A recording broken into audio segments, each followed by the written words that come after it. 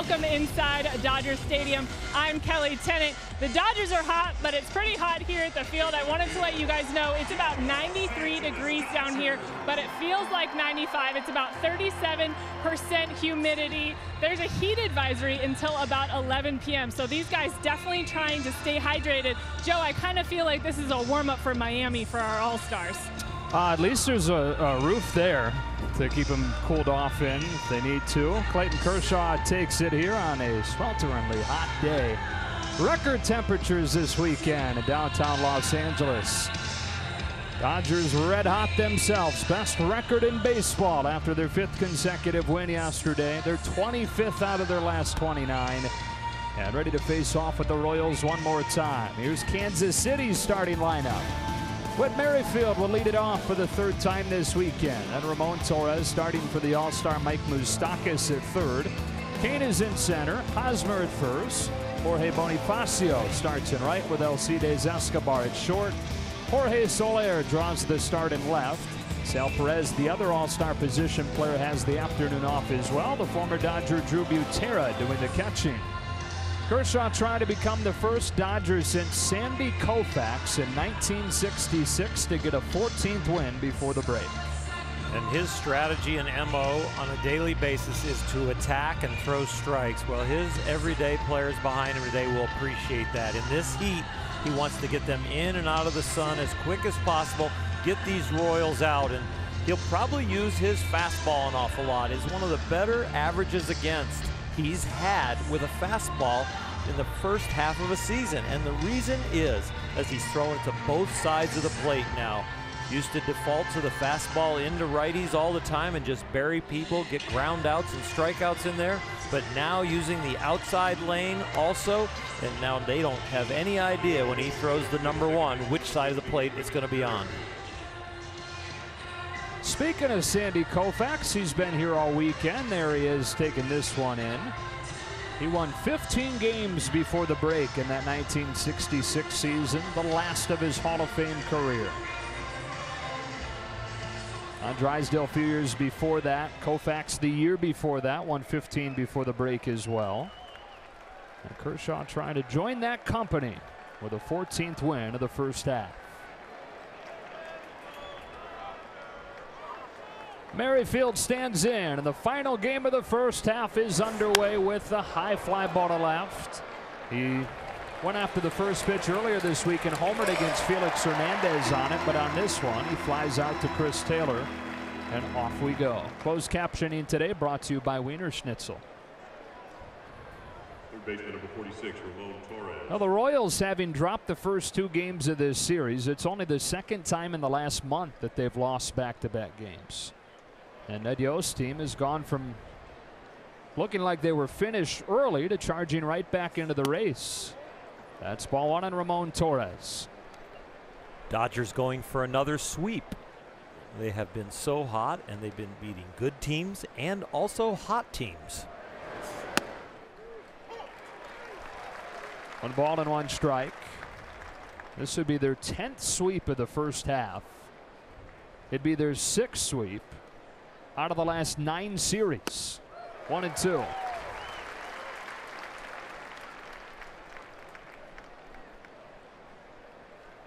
Passing Houston yesterday by a half game for the best record in the sport.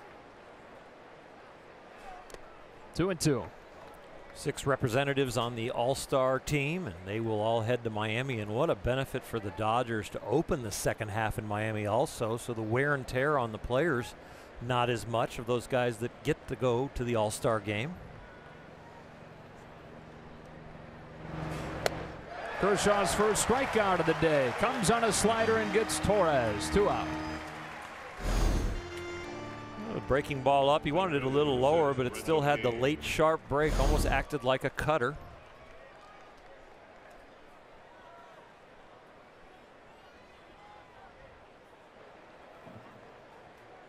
This kind of heat doesn't really bother Clayton. He's a Texas guy. Grew up pitching in this kind of heat all the time. Lorenzo Cain hacks it, strike 1.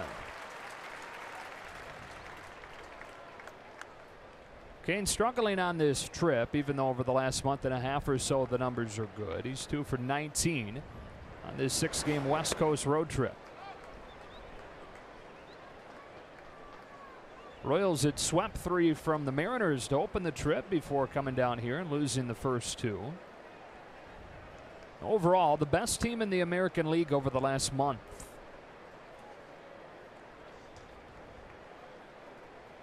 On 1-1. A curve is swung on and missed for strike 2. Coming into this series, Ned Yost was probably thinking, boy, we got to find a way to get a win somewhere in the first 2 games, because you look at game 3 and you got the big fella who on 10 pitches works a 1-2-3 first inning. Off and rolling in the final game of the first half. Kershaw strikes out Torres swinging. He gets Kane looking, and here come the Dodgers.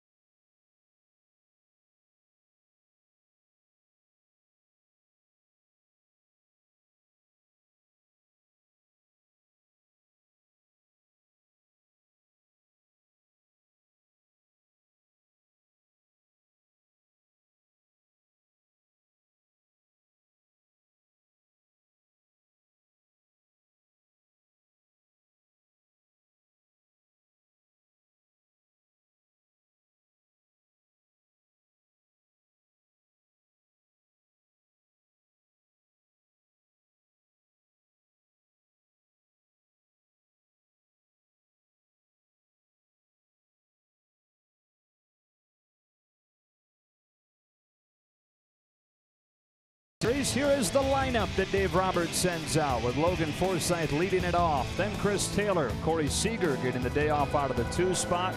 The All-Stars Turner and Bellinger. Then Barnes catching, Hernandez at short, Puig in right, and Thompson in center.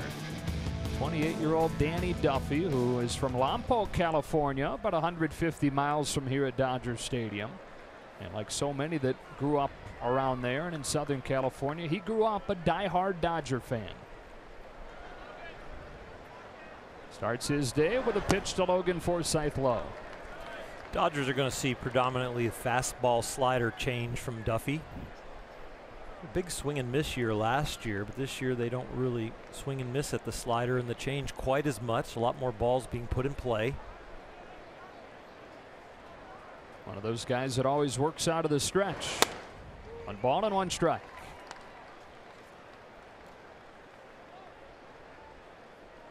Starting pitchers that work out of the stretch or have tried to simplify it. This has really gone around baseball now. Maybe David Price started it as he saw his dominance, and he has a very abbreviated windup. They've gone, as players have gotten bigger and stronger, they seem to not need the momentum quite as much. And they're all looking for command so that they can pitch, not just throw.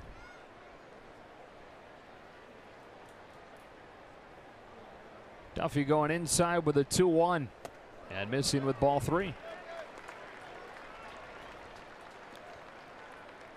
We've seen Kenta Maeda this year on the Dodgers have to adjust his windup. We've seen Rich Hill have to adjust his windup. And everybody is looking, when they lose location, they're looking to abbreviate things and movements.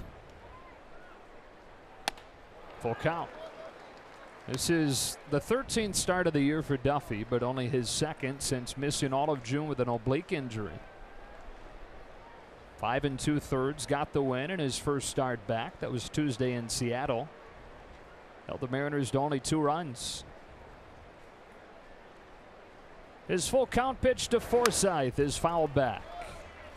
One of the more precarious injuries to rehab, because you really don't know when can I test it. And it's so easy to pull those small muscles again. You've usually ripped them away from the bone, or you've gotten something, you know, stuck in there with scar tissue. And then as you come back, and even though it heals, you've got to get the flexibility back so you don't tear it again. He strikes Forsythe out with a fastball for the first out here in the first inning. And doctors initially told him he could expect 4 to 6 weeks, which would have put him out until the second half. But he kept on barking up that tree with the training staff saying, I'm ready, I'm ready. He went out and made only 2 rehab starts. Built him up pitch count each time. Normally you'd make another coming back from an injury like that, the Royals said in their protocol, but he talked them into allowing the 3rd rehab start be in a major league game. So this is the first time really that he'll be full go and have no limits as far as the pitch count. Chris Taylor unloads on a liner to left. That's tracked down by Soler. Sounded a lot better than how far it went. I guess he got it off the end of the bat.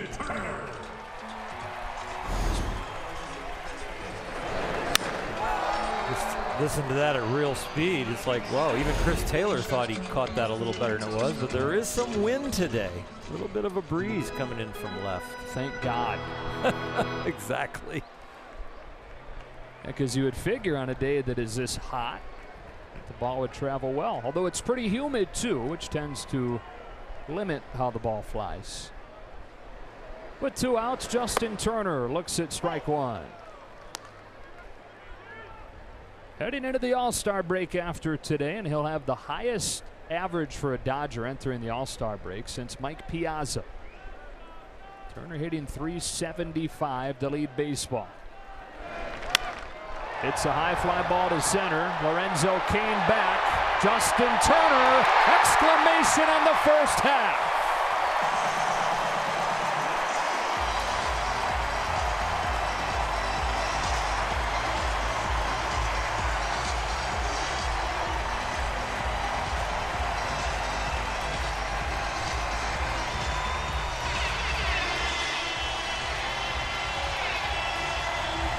It's number 9 for Turner, and it's a first inning lead for the Dodgers.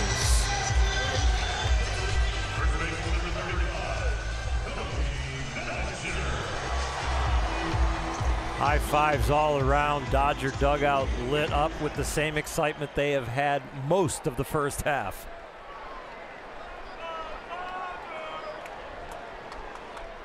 And up comes Cody Bellinger. Strike 1.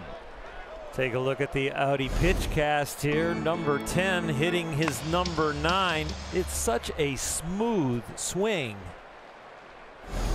Kerwin Danley, the home plate umpire, crumbles down to the ground. That foul tip got him. And then immediately grabbed the hold of Drew Butera.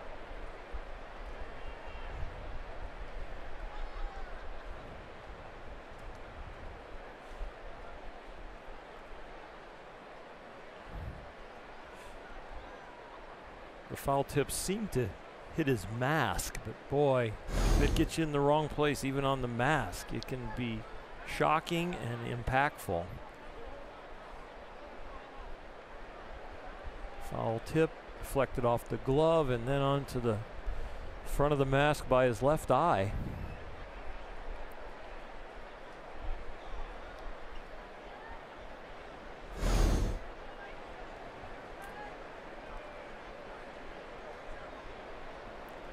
Good to see him talking and taking water. Now, the initial reaction was a scary one. It's almost like he was semi out on his feet. Just the impact of the ball rattled him pretty good.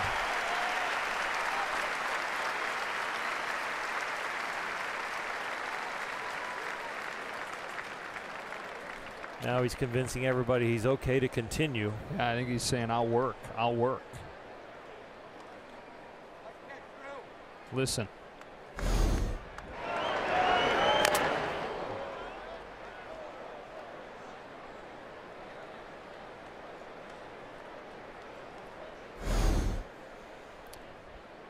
If his crewmates would see the replay, they might ask him not to work. Yeah. And in this day and age, with all the research we have on concussions and head injuries, caution is always the best way to go. It is going to be some kind of sell job on his part if he's able to talk the training groups into letting him continue.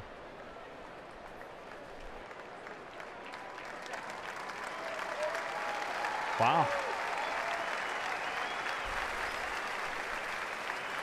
Kerwin Danley, tough guy.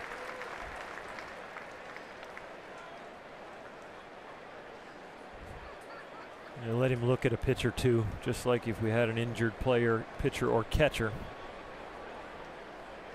Just getting down into his stance as an umpire and then bobbing back up, having to focus every pitch.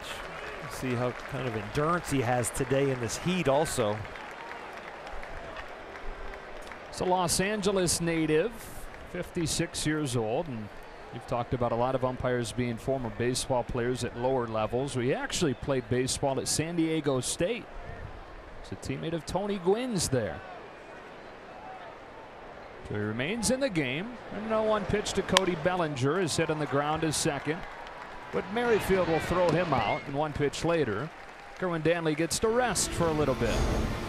Justin Turner started the scoring on this Sunday afternoon with a home run to center, and after one, it's 1-0.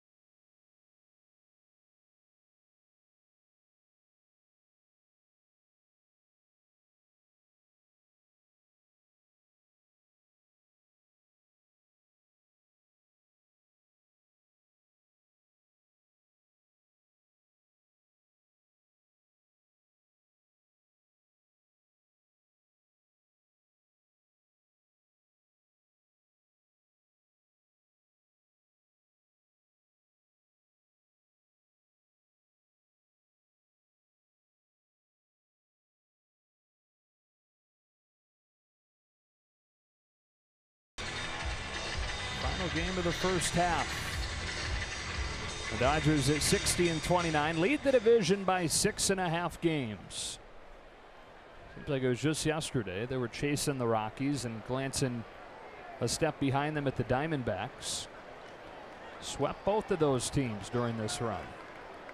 Middle part of the order for Kansas City, Eric Hosmer, one of the hottest hitters in baseball, lines a base hit into center to open the inning.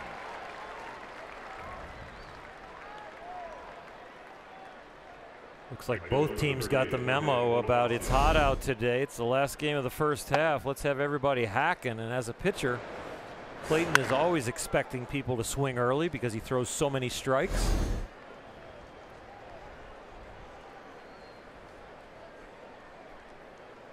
Jorge Bonifacio now. So the Royals do something that the Diamondbacks didn't do until the 7th inning in Kershaw's last start. That is get a hit.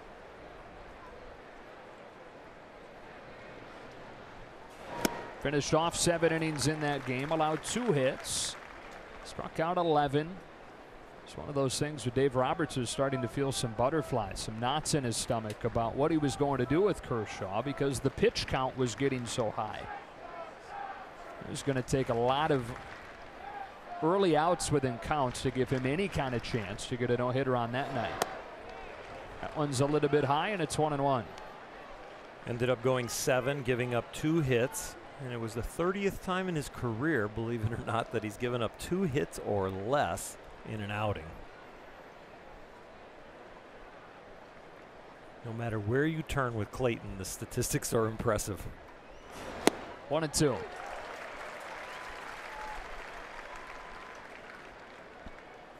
Royals have seen him once before. That was 3 years ago. Yeah, that was one of those 30 outings you mentioned. 8 shutout innings and a 2-0 win over the Royals in Kansas City, and actually over Danny Duffy, today's opponent.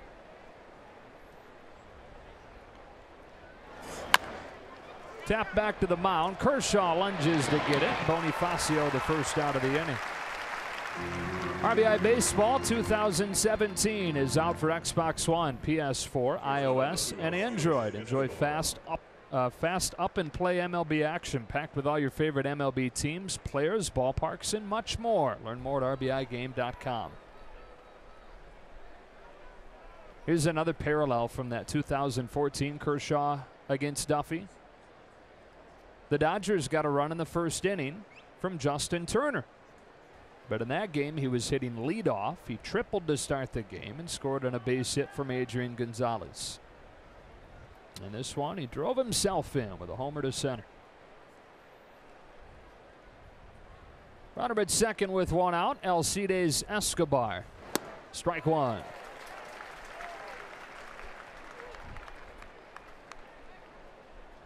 Clayton starting to get more and more swings and misses at his slider down and in. And I think it's the slider is better as he's gone on in the season. And that fastball low and away all of a sudden is really going to make that slider disappear.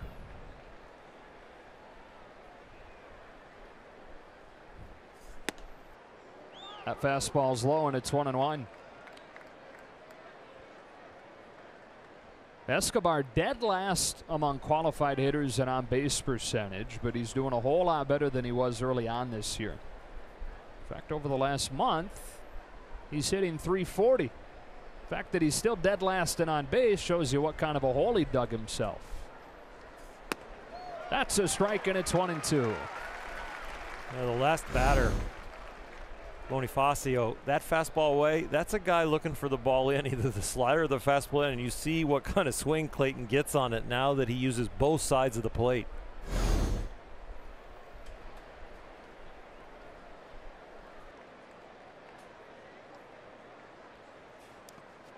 Barnes with a nice stop, 2-2. Nice stop and an important stop with a runner at second and 1 out.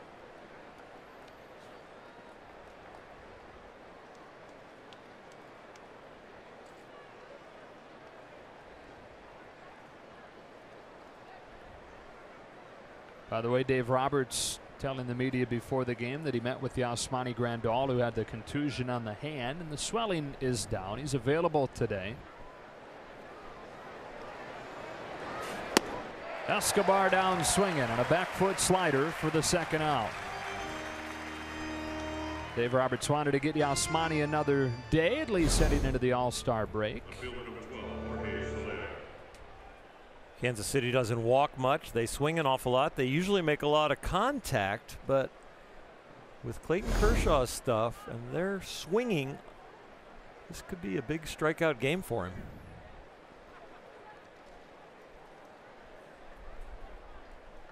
Jorge Soler, former Cub, takes ball 1 in the dirt. Came over for Wade Davis this offseason.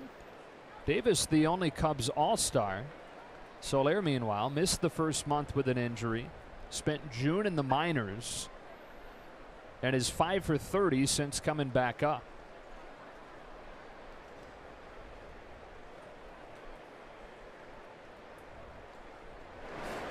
But just looking at those numbers kind of misses the point. They have several years of control of Jorge Soler and hope that he'll blossom into Formidable piece of the lineup, and Wade Davis basically a rental for the Cubs.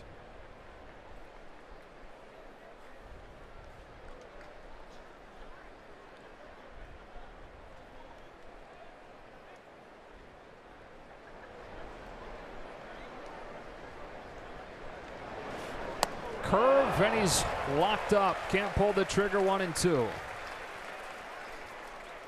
Exceptional pitch right here. I mean, that'll fool you in slow motion. That's how good that curveball is.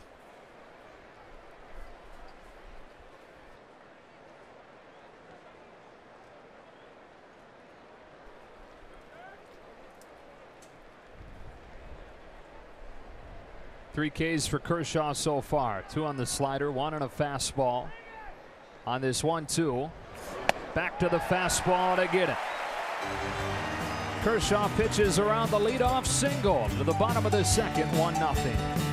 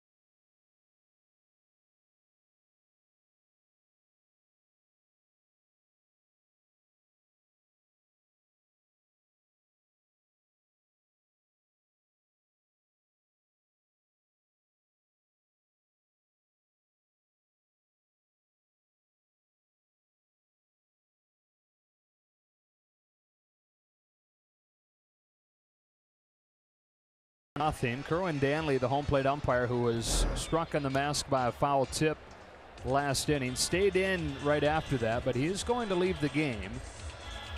Figure it's all exacerbated by the 94-degree temperatures, and they will be cautious, do the smart thing. He'll leave, and somebody else will throw on the home plate gear, as Matt Duffy got ready to throw his warm-up pitches and then was instructed by the crew chief Bill Miller to go ahead and relax, don't get started too soon. We're going to take another break. Be back in a moment.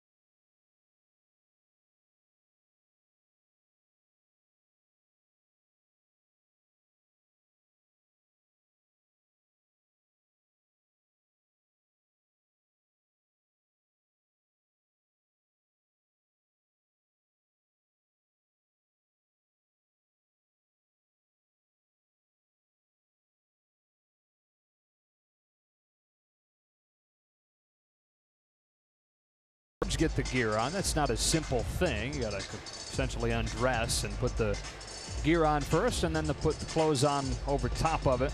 Kerwin Danley leaves after taking the foul tip to the mask back in the first inning. Staggered back. Needed Drew Butera to lean on. It was a little bit surprising that he didn't come out right there, but decided to stay in for the top of the second and decided against continuing. Drew Butera and Cody Bellinger did a very nice thing in keeping him up so that there wasn't any more damage. And I'll tell you what, out there on the field, the Dodgers are the ones catching the break, being on offense and not out there in the sun. Major League Baseball does not like during these delays for the players just completely leave the field. For the fans that are here, give them something to watch. And Duffy has thrown a few pitches from the mound, his normal warm-ups, but I'm sure he'll get as many as he wants once the umpire appears. It's hot enough out there just to play your half an inning, but then you're asked to sit out there in this heat right now. Dodgers with that 1-0 lead. What a beautiful home run by Justin Turner. Straightaway center field. Hey, and apparently Bill Miller knows how to juggle. What umpires do in their spare time. We're going to take another break.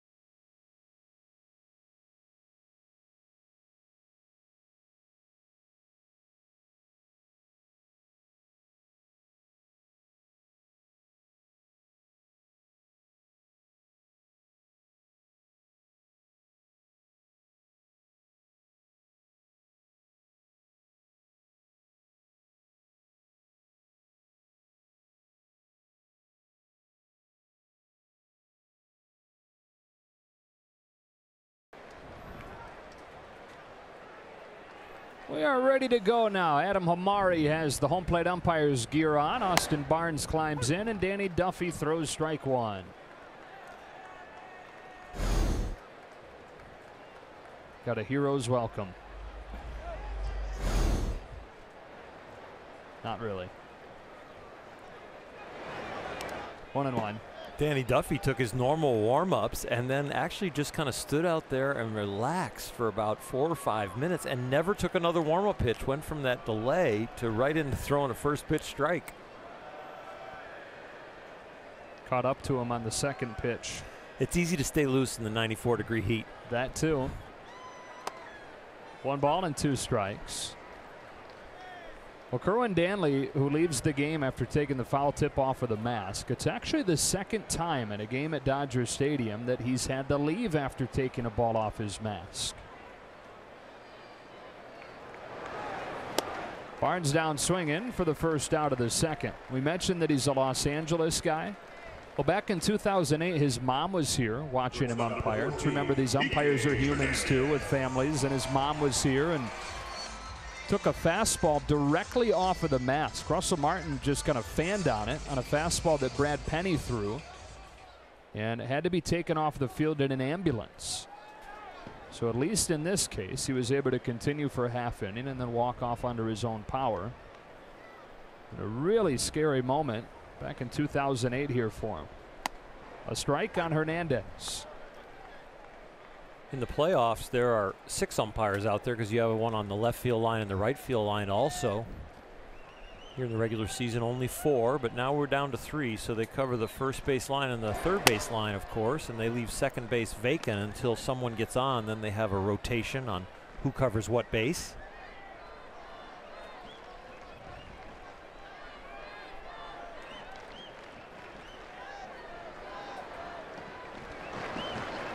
One ball and 2 strikes.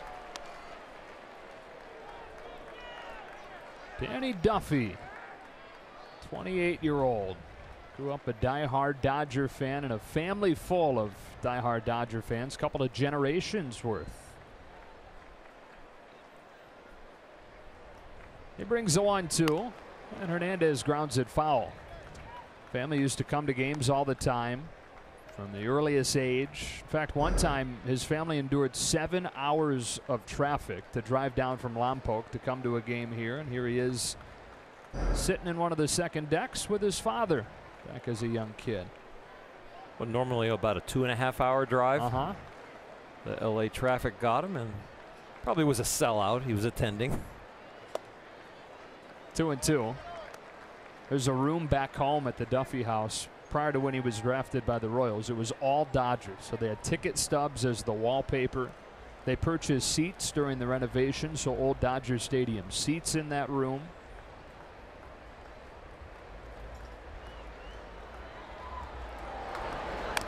There's a personalized ball in there signed by Tommy Lasorda. It says, "To Danny, future Dodger." Wow. And so when he was drafted by the Royals in 2007, his mom said, and there's Tommy, his mom said, well, I guess maybe if you just squint and cross your eyes a little bit, you can imagine that that's actually Dodger blue you're in instead of Royals blue.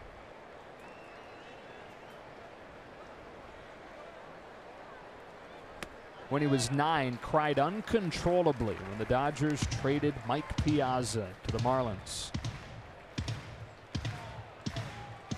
And now here he is living a dream pitching at Dodger Stadium. I don't think Justin Turner's solo shot was in his dream. No.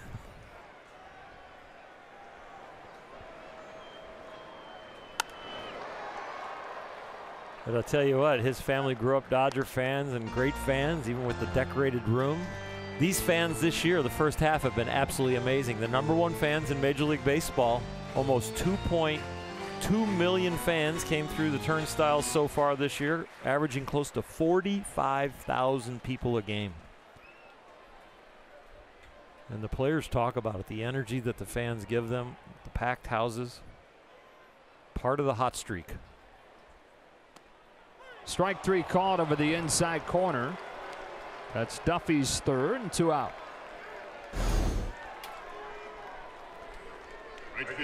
Pitchcast has it glancing the strike zone.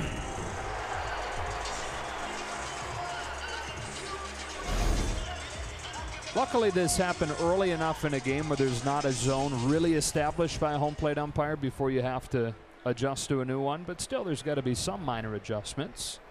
There'll be some minor adjustments, but yeah, we haven't even gotten through the order fully for the Dodgers side. Kansas City maybe a little bit more. Yasiel Puig grounds the first pitch foul. I've always thought there's a tendency on severe temperature games that the umpires are a little wider. The strike zone's a little bigger because of the elements. So when it's 94 degrees and we're on a record heat wave, I don't know what the strike zone was yesterday. I had the day off. But it just seems a little bit like it can get a little bigger at times. Probably even subconsciously. Yeah, almost. And I think that's what they've come up with when they've studied officiating through all the sports, that it's not really like a home field advantage as far as like sleeping in your own bed or all the different things that you think are affecting the players. It is actually a subconscious thing about disappointing the home crowd.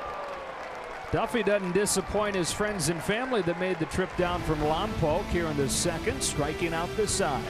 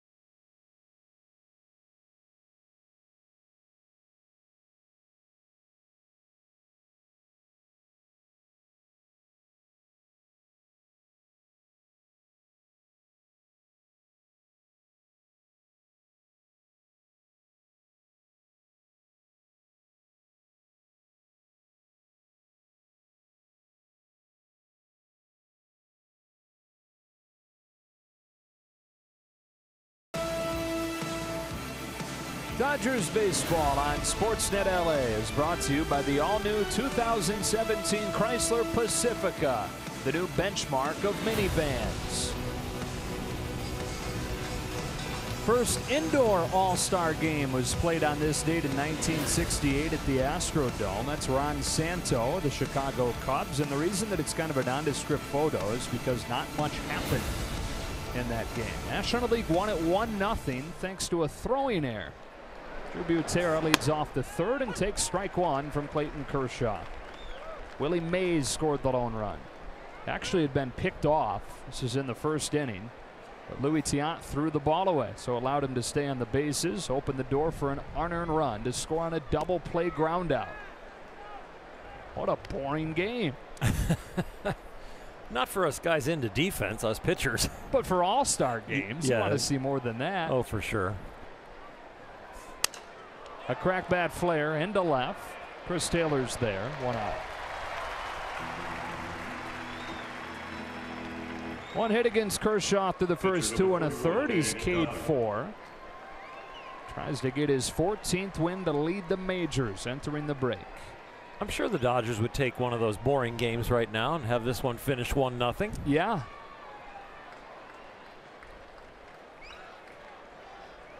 Danny Duffy.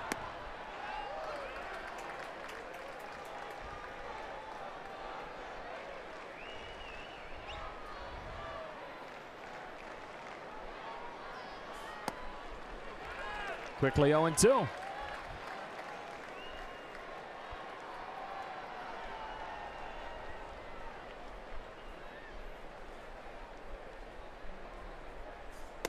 Swings and misses for strike 3. That's 5 Clayton Kershaw strikeouts once through the order. Number 15, Whit Merrifield.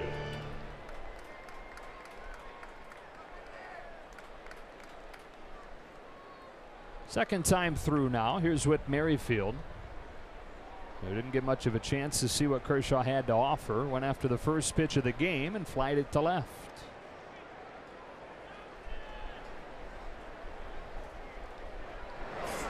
Owner of the longest hitting streak in the majors this year. Whit Merrifield had a 19-gamer. Started in June, ended in May. He's 28. This is his first full year in the bigs. Made his debut last May. No balls and 2 strikes.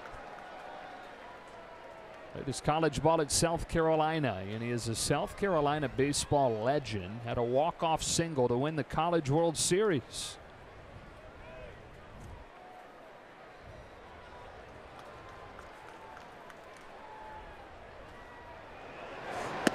One and 2.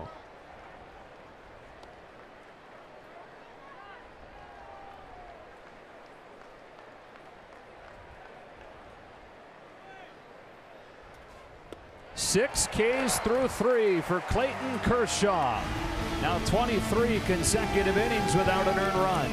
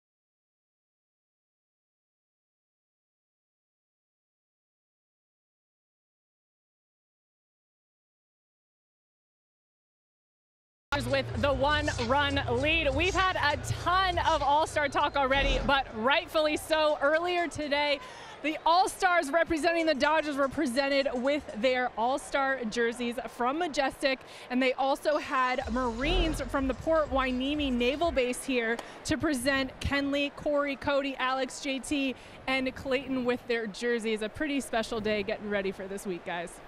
All right, Kelly, and you mean to tell me Clayton Kershaw didn't want to interrupt his pregame routine to go accept his All-Star jersey? Trayce Thompson leading off this third. Yeah, 1 ball, 1 strike. He's made the team a few times, so you know. They could have done it yesterday, but no, today's fine.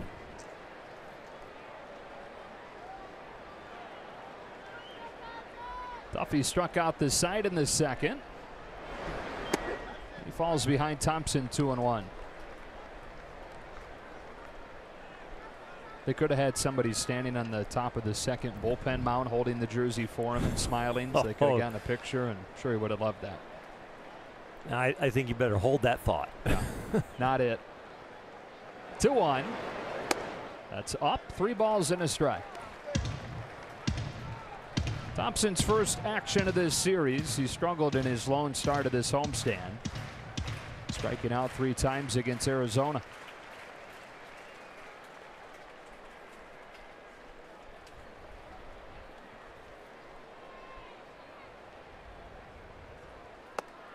Full count. So the Dodgers took over the best record in baseball last night, and it ticked the Astros off. They won 19-1 today. Wow. Hit 6 home runs to crush the Blue Jays, and both teams now right at 60 and 29. Thompson pulls a high line drive to left. That one's back and off the wall. It ricochets by Soler. Trayce Thompson can show off his gait. Into third with a triple.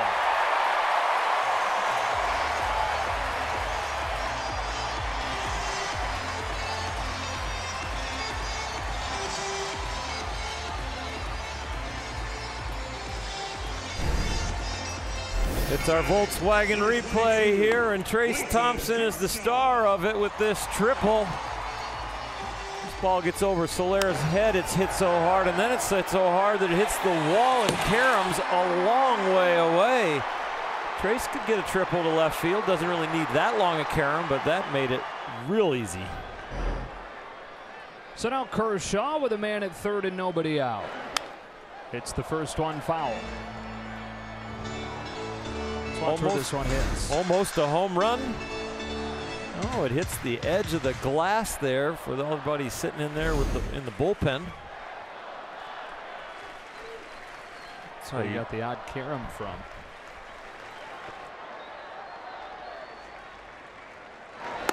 One ball and 1 strike.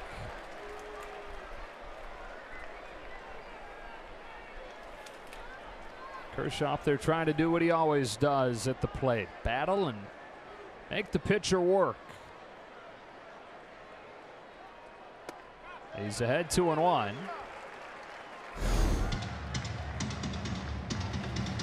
Ball actually almost disappears. That glass is inset. Of course, it's shatterproof, like the hockey glass around a hockey arena.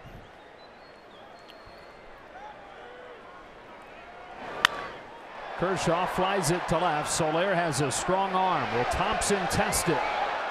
No.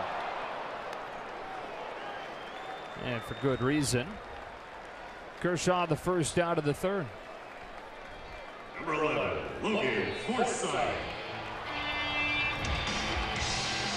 Logan Forsythe, who has gotten hot and over the last month or so has one of the 7 best on-base percentages in baseball.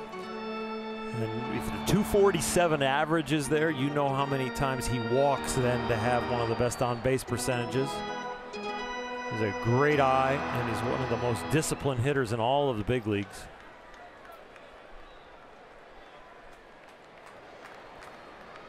If you're making outs and you're not swinging the bat, you're passive. If you're getting walks, oh, you're disciplined and patient.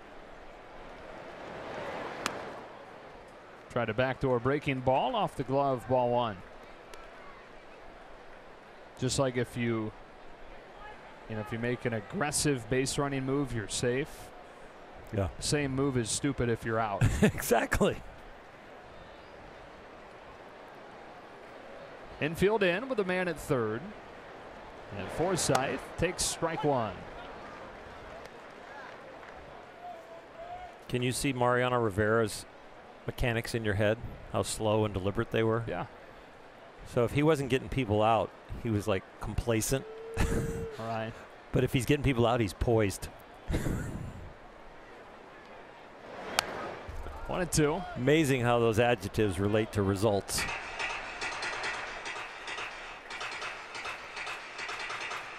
That's why the players like to talk about execution. They don't like to talk about the glamorous terms of what they're doing on a daily basis. They're trying to lock into execution, not results. Duffy looking for a strikeout after the leadoff triple. Just inside, and it's 2-2.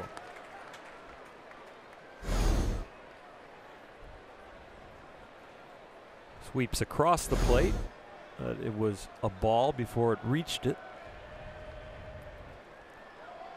Used a fastball to get Forsythe swinging in the first inning. Here in the third, Forsythe fouls off a heater.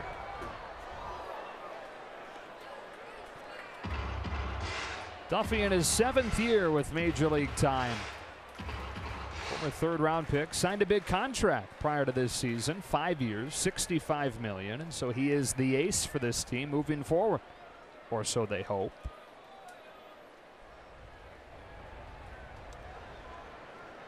Here comes another 2-2, and that's upstairs to run it full.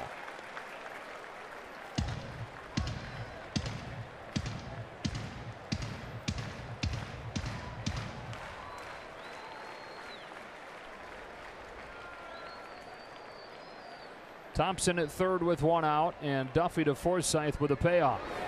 Breaking ball banged into center, 2-0. Logan Forsythe stays hot, driving home Trace Thompson.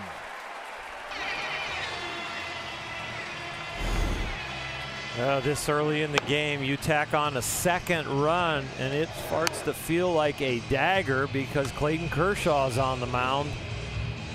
So you don't think that's a big run this early in the game, but when the opposing pitcher is the big guy, it's a different situation for the Royals and looking at a possible sweep. I mean, it's just like you said in the bigger picture of the series. They had a chance to win that game yesterday with a 4-3 lead after Salvador Perez's home run in the 8th. And when you don't get that done, it almost feels like losing 2 games. Chris Taylor with a man at first and one out. I'm sure coming into the Dodger series, the Royals were kind of looking forward to it. Another measuring stick. We're hot. Let's go cool them off. We'll get into the break. This will be great. And we leave here in a tailspin. We've got a few days to get over it, but coming out of the break, if they get swept here, they're going to have to change their mentality a little bit. It seems like their MO of the whole organization has been like shifting sand. You know, going for it. This has got last year with the core. These guys will all be great. They're free agents, but they're going to come together this year and have one last swan song, and then all of a sudden they're really cold, look like they're going to be sellers. Come into this series, maybe they're going to be buyers. They're one of the better teams. And now, you're getting swept by the Dodgers, you might go, are we really that elite? I think there's no question at this point they're not going to sell. The question becomes, will they be aggressive going into the deadline? Exactly. But either way, it's completely changed the trade deadline picture, not just for the Royals, but for all of baseball, because they had so many pieces that would have been at the top of teams' lists.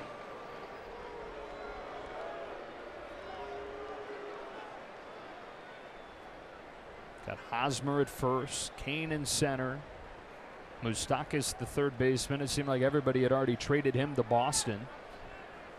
Escobar the shortstop, Vargas an all-star pitcher. Duffy's 1-1. Inside corner, strike.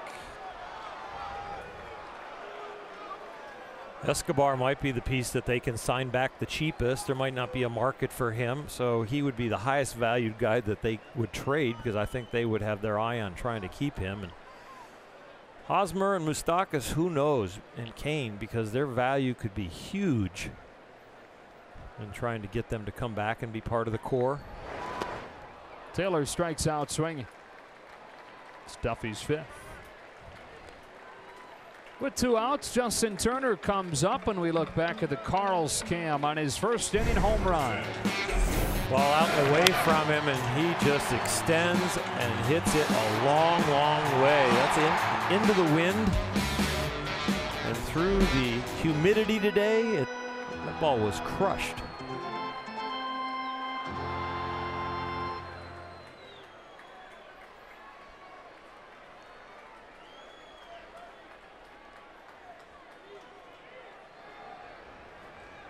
Forsythe at first with 2 out, and Duffy to the plate with the first one. Strike one. Mentioned that he will have the highest average of any Dodger entering the break since Piazza. That was 96. He hit 363 before the All-Star break. Turner at 378 right now. It was odd coming into today seeing the second number be a 7 instead of an 8. Right, big time slump. 380 and above. Another high drive left center field. Kane looks back. Justin Turner has done it again. Have a half, Justin Turner.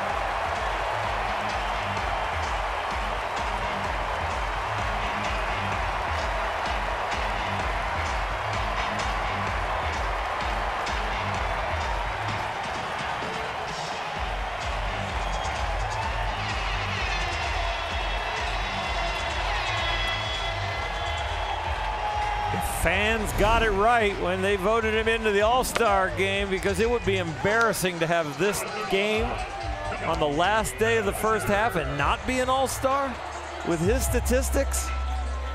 He's got him dancing in the dugout. Is that what that was? Yeah. Put your hands to the sky. 4-0 now on Turner's second home run in the first 3 innings of this game. Strike one on Cody Bellinger. Matches his number with his home run total this year.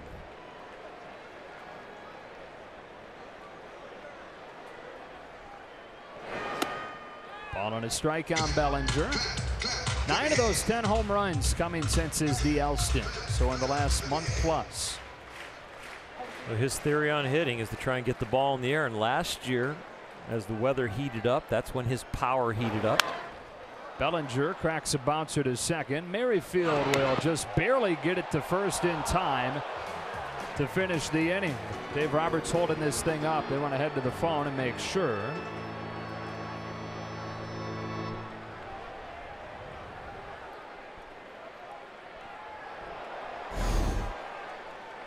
Yeah, they say go ahead and play on. The inning is over. He is out.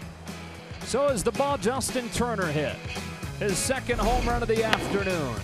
The Dodgers 4, the Royals nothing onto the 4th.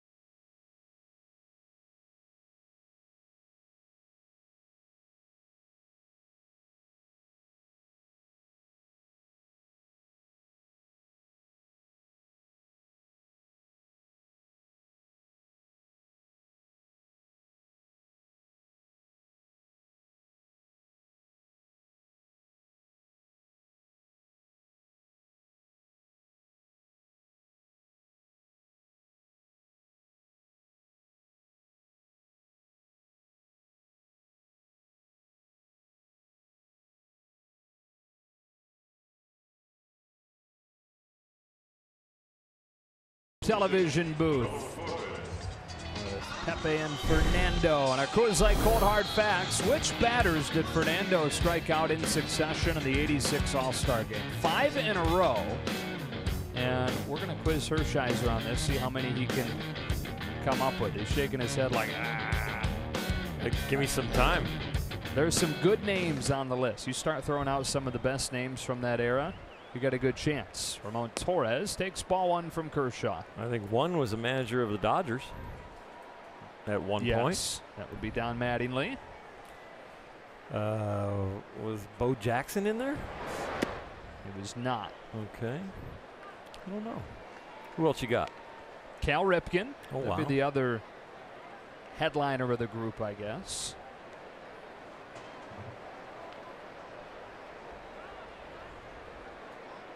Here's Kershaw's 2-0. A strike, 2-1.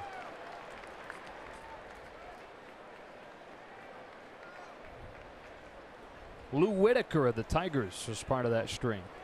And the 2 others are probably the most difficult if you're thinking about all-stars from that era.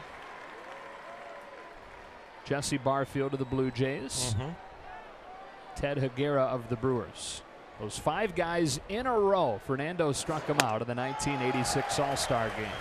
Kershaw strikes out Ramon Torres to open up this 4th inning. So let's complete our Coors Light Cold Hard Facts. There they are, in that order.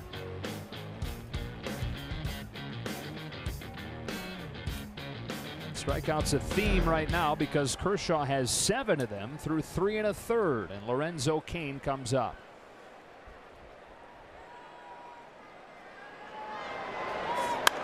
Strike 1. Cain, 31 years old. He's in his 8th major league season. And it is beyond remarkable that he ever even made it to the majors when you consider his backstory.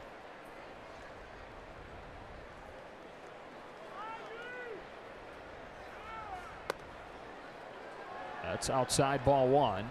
Cain didn't play baseball until his sophomore year of high school.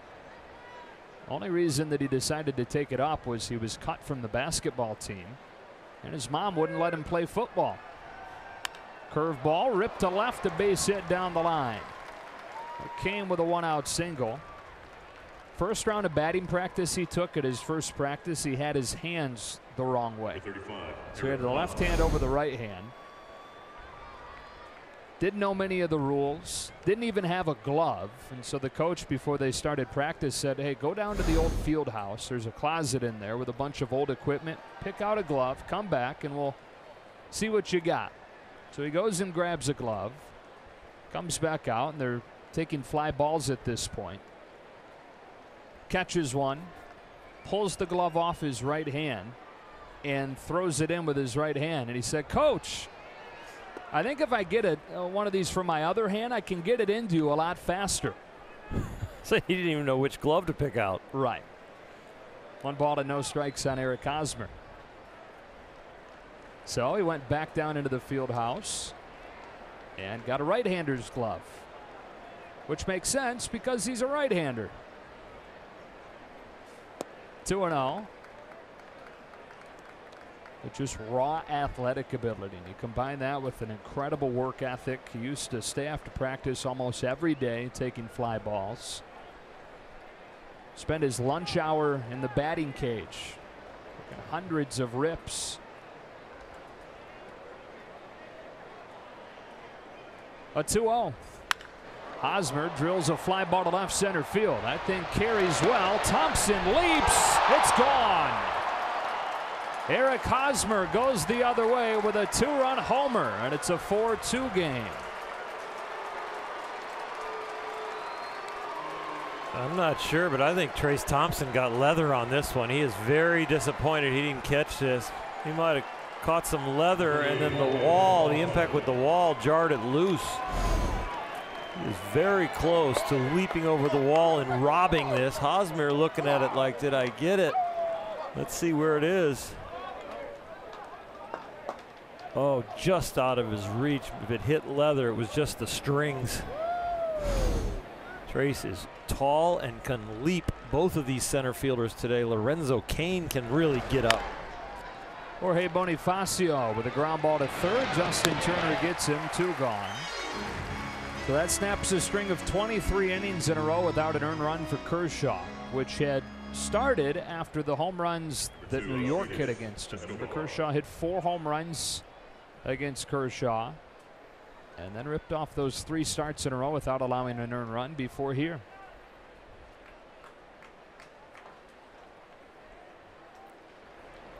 These balls that have been hit out that are Hosmer's and the 2 by Turner have been hit hard, but not like you go, oh, those are no doubters. They're almost riding on a cushion of air with really good backspin on the baseball. Well, they say humidity limits how far the ball flies, but seems like in a very non-scientific way it would make sense, like you said, if you hit it hard enough to cut through the first layer of it, it maybe does ride it. Yeah, maybe a little bit of cushion of air once you get going. Kershaw stabs this bouncer off the bat of Escobar to finish the inning. The Royals get on the board on a 2-run shot from Hosmer. To the bottom of the 4th we go.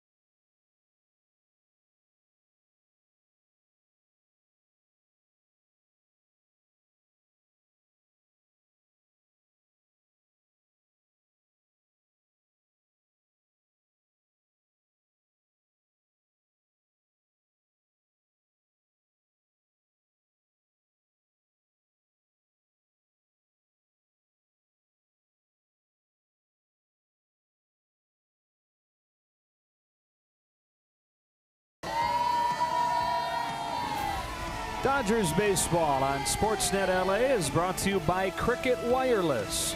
Cricket, something to smile about.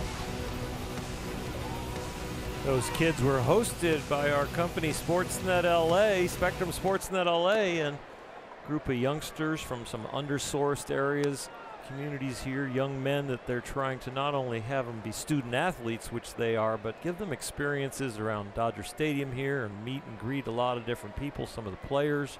Nomar Garciaparra and Kelly got to be with them and just showing them and giving them goals and things that they can expect in their future if they work hard. They watch Austin Barnes lead off this 4th inning for the Dodgers in a 4-2 game.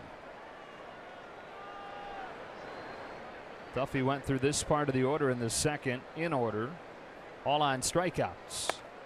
He's ahead of Barnes 1-2.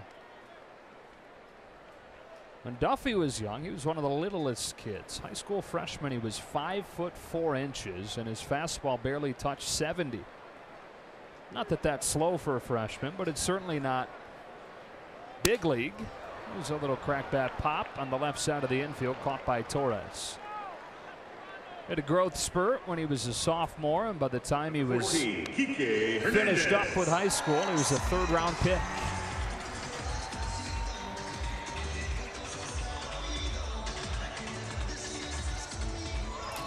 Hernandez struck out looking his first time.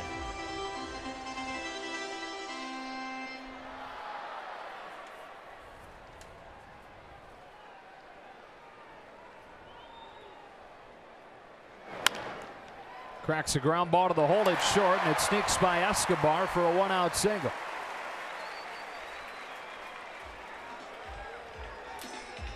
That one definitely fooled Escobar. He's got much better range than that, but it seemed to mess him up a little bit with his footwork, and the ball just kind of scooted on him. He expected it to stay up.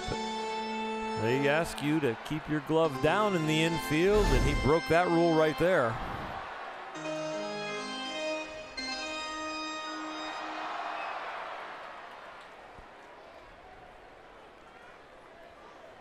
Puig bats with one out.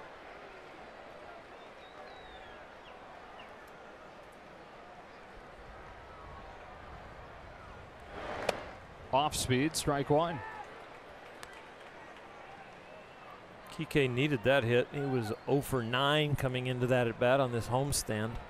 1 for his last 20.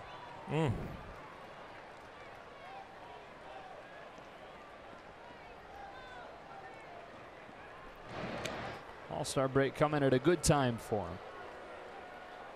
him. He'd really helped the Dodgers out against lefties especially, and he's been a nice bat off the bench and playing anywhere on the field. And a good response in the first half to the rough year he had last year, but he needs to get it going again. A fly ball on the infield. Second baseman Merrifield has it. Puig is the second out.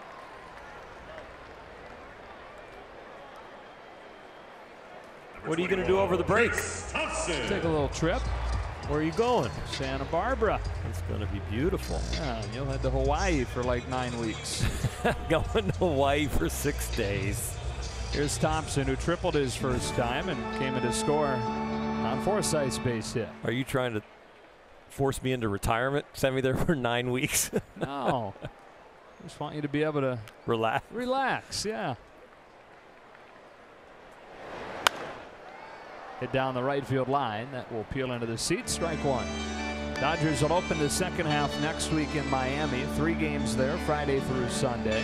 Kind of an odd trip. 3 games in Miami, then an off day Monday, and then 2 in Chicago with the White Sox Tuesday and Wednesday before they fly home. 5-game trip through Miami and the American League side of Chicago. 1-1. Speaking of, here's graphic proof, courtesy of 76. All-Star break with Bellinger in the Home Run Derby Monday. 6 of these Dodgers in the Midsummer Classic Tuesday, and then on to Miami for the rest of the group. Those 6 All-Stars can just hang out there in Miami if they want. Convenient. Nice break for Corey Seager. He getting the day off so far today. He might get a pinch hit appearance or play some defense for a couple innings. Who knows? Fly to Miami, watch the Home Run Derby, probably play a few innings in the game, and then have a couple days off. So it'll be good to rest the starting shortstop, who's had a great first half year. Anybody who was worried about his sophomore slump, that wasn't going to happen. Cody will be a little bit busier.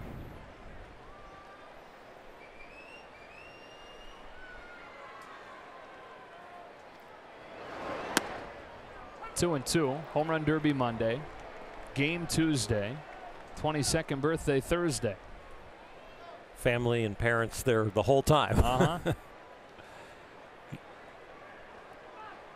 I wonder if the guys who participate in the Home Run Derby, especially Cody, have the night before like a starting pitcher, knowing tomorrow's a big day. And when you're an everyday player, those guys, they're just tired after the game. They've done their preparation, their weightlifting. They go to bed, and it's like, oh, another game tomorrow. But night before the Home Run Derby, he might toss and turn like starting pitchers do. I asked his dad if he was nervous to pitch it, because I think, you know, I try to put myself in somebody's shoes like that. I think that would be nerve-wracking. No, I think it would be too. There's a lot of pressure on you, but Clay said no. Strike 3 called on Thompson, and the inning is over. Danny Duffy with a strikeout to finish the 4th and 6th total today as Cody's dad Clay looks on this hot Sunday.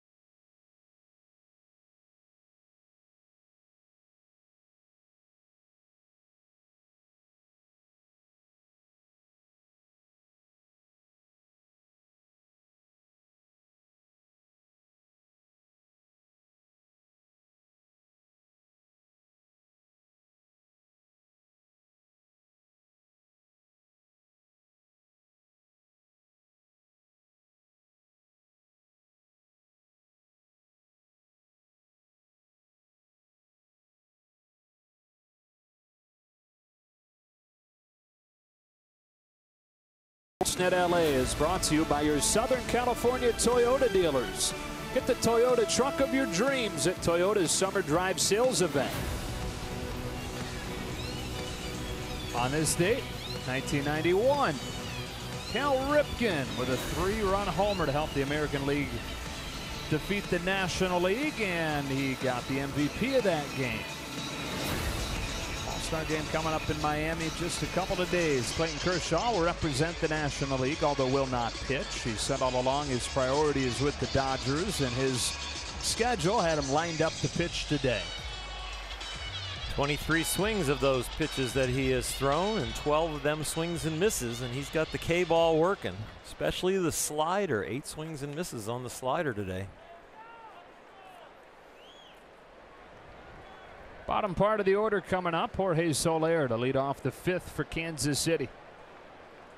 Kershaw struck him out his first time. Soler goes after the first pitch here. And a lazy pop-up. That short Hernandez waits for it to come down and makes the catch for the first out. Let's see what kind of reach my magical jinxing superpowers have. Kyle Freeland of the Rockies has a no-hitter through 7 against the White Sox. Who's the next hitter? He's going to get the hit. For sure. For sure. Here's Drew Butera. Only been 1 no-hitter thrown at Coors Field. It was by a Dodger, Hideo Nomo. Was that guy that tweeted you about jinxing another no-hitter, was he kidnapped by terrestrials yet? I haven't heard, so I guess probably. So you said 100% chance that he won't? Yeah. Okay. 1-1. You can hear Kershaw shout at himself, not happy with how that pitch finished. Freeland has thrown 99 pitches through 7 innings, so Bud Black with some decisions to make on his rookie. There are already questions about how those rookies will hold up.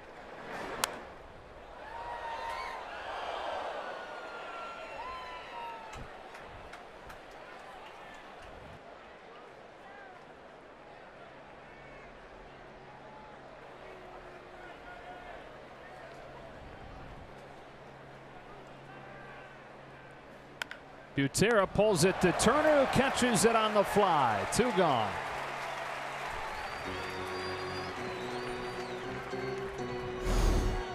Well, Justin Turner has used his bat today twice in a big way, and here just slides the glove under the ball there to keep it off the ground and record that out. All smiles for him right now going into Miami. The pitcher, Danny Duffy. Strike 1, and all 6 Dodger All-Stars and a few of the Dodger brass will travel together tonight. When this one finishes, they'll travel in style to Miami, as they should. 0-2.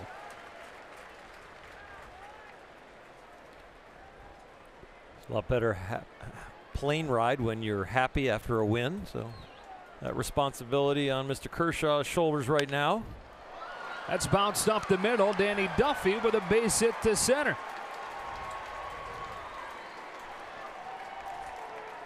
Great Dodger Moments coin collection presented by 76 continues on Thursday, July 20th versus the Braves. The first 40,000 fans in attendance will receive the 5th coin commemorating the 1984 Olympics at Dodger Stadium. Visit Dodgers.com/promotions for more information. That, by the way, is only the 2nd career hit for Danny Duffy. He should ask for the ball, having it be off of Clayton. Put it right next to the ball that Tommy Lasorda signed for him in his Dodger room. Strike 1 on Whit Merrifield. To be fair to Danny and the Duffy family, I'm sure that Dodger room is not nearly as prominent anymore. New wallpaper up. Well, and to be totally honest, Tommy, on probably about 70 or 80% of his autographs, puts to your name a future Dodger. So Tommy wasn't scouting him back then. Right.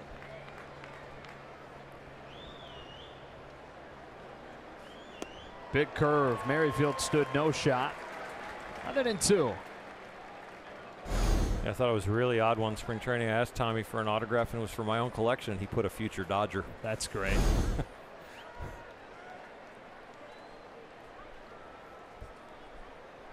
And did you write in pen broadcaster? I should now. Have him do it so it's all legit.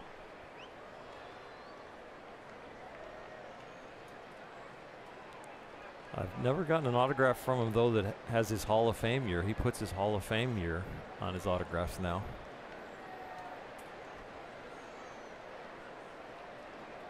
Oh, 2. Got him swinging with a slider to finish the Royals off in the 5th. Clayton Kershaw locked in again with a 4-2 lead at the halfway point. Always ready. Always ready. Let's go.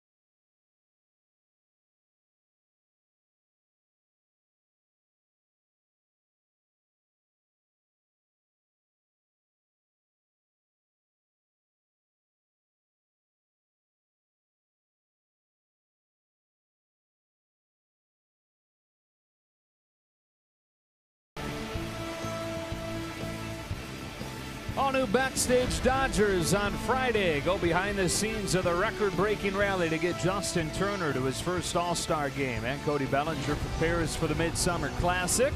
Don't miss Backstage Dodgers, presented by Hankook Tire, Friday after the postgame on Sportsnet LA.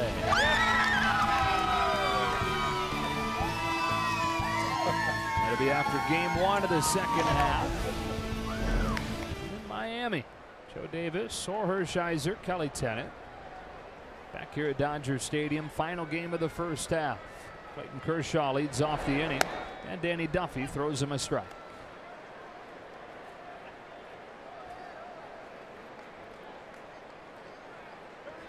Dodgers trying to finish the half on a 6-game winning streak, trying to finish it by winning 26 of 30.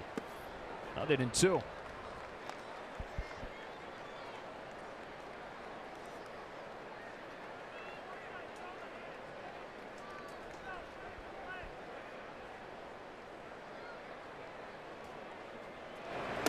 One and 2.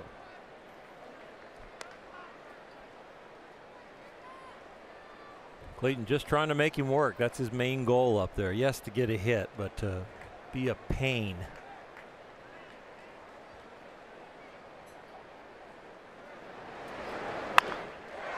Swats one to the left side. It's cut off by Torres, and Kershaw the first down. Back to the top, and Logan Forsythe. Second baseman Logan Forsythe.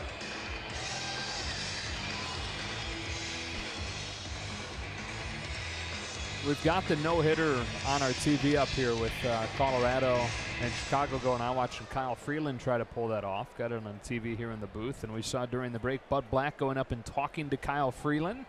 Hadn't seen yet if there will be a change, but there was definitely a conversation that went on with Freeland sitting at 99 pitches and a no-hitter through 7. Looked like he was asking him, how do you feel? There was no handshaking, or no pat on the back, so it looks like he's leaving him in.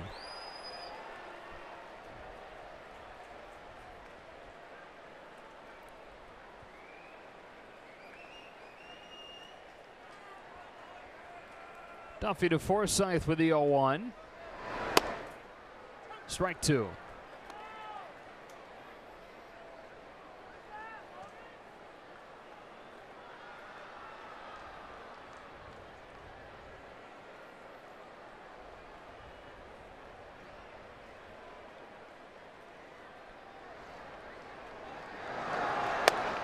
Down the middle, guessing wrong, and Duffy strikes out Forsythe for the second out of the fifth. The fielder, Chris Taylor. Number 7 for Duffy, 2 gone, and here comes Chris Taylor.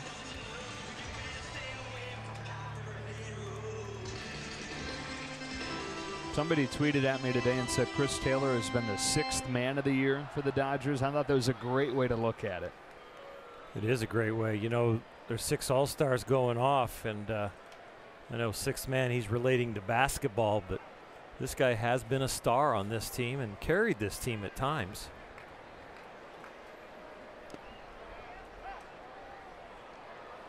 Can't have this historic run of wins and have it only come from a few guys. It has to be a complete team effort. Cody Bellinger wasn't here for the first 3 weeks, helped carry the team. Justin Turner with his average close to 400. He's right in the middle of it offensively. Chris Taylor with his grand slams and clutch hits. Bouncing ball to third, and Danny Duffy with a 1-2-3 fifth. The Dodgers in front of the Royals 4-2 as we play on to the 6th.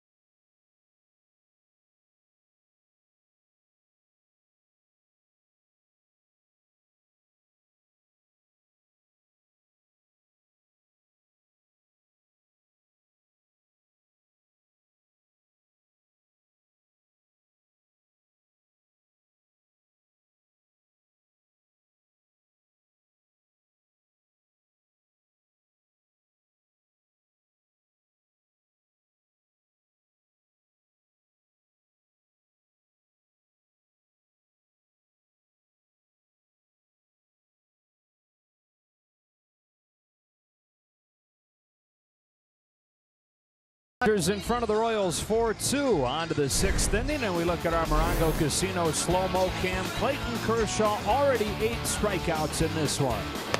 Well, if he gets to 10, it'll be the 58th time in his career he's done that, and actively he'd only be 1 behind Max Scherzer. So there's a race not only this year with Clayton Kershaw and Max Scherzer for the Cy Young, but who else also can strike out the most guys. Been a pretty darn efficient afternoon for him. After that was, if there is a problem when you take a no-hitter into the 7th, relatively a problem. Wasn't very efficient his last time.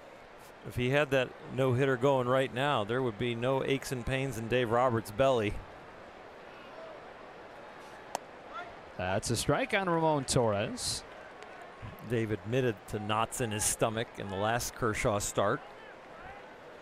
Started verbalizing it to Bob Guerin, who sits next to him and kind of feeds information and decompresses the skipper when the pressure hits. And Bob told him around 90 pitches, look, don't worry about it yet. You're not taking him out within the next few pitches. Let's see what happens. And those butterflies were relieved some when Kershaw gave up a couple of hits. On 3 pitches, he strikes out the first batter of the 6th inning. That's 9 total as Torres takes his seat. Pretty special to have your friend and role model in the stands, Sandy Koufax, and to be having a big K game.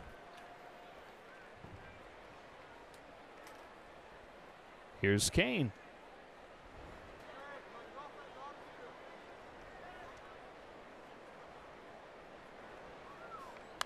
A curve, flip foul. You mentioned Koufax here taking this one in. Kershaw trying to be the first Dodger pitcher to reach 14 wins before the break since Sandy. He did it a few times. 1966, his final season, had 15 wins at the break. Kane crumbles to the ground after following that one off. He's behind 0-2, but worse than that, he's in a ton of pain. Isn't this how we lost Logan Forsythe for a while? Mm-hmm. Usually guys get right up and just have to walk it off for a while, but this one looks maybe a little worse than that.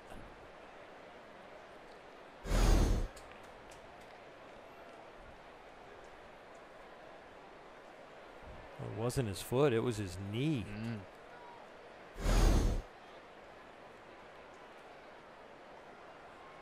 And they're cringing in Kansas City because injuries really all that have kept Lorenzo Cain from being a perennial all-star.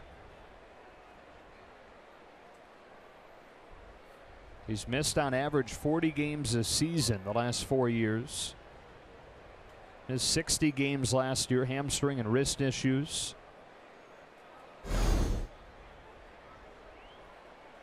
Oh, right off the knee.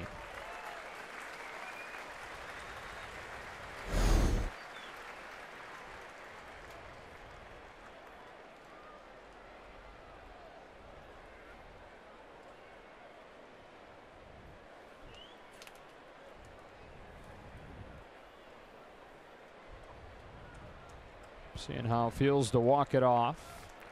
He's going to stay in there.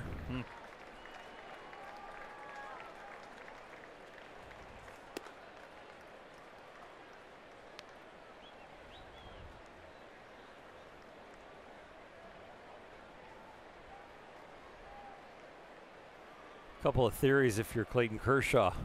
You can go right back in there, and is the guy going to take it for a strike because he don't want to foul another one off himself, or is he going to be swinging early so you can fool him with something soft in there? Well, Barnes set the target inside, but Kershaw missed away.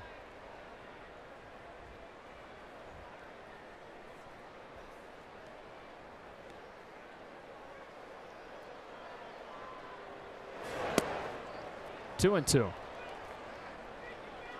So if you smell blood in the water like that, you're coming right at him, right back inside.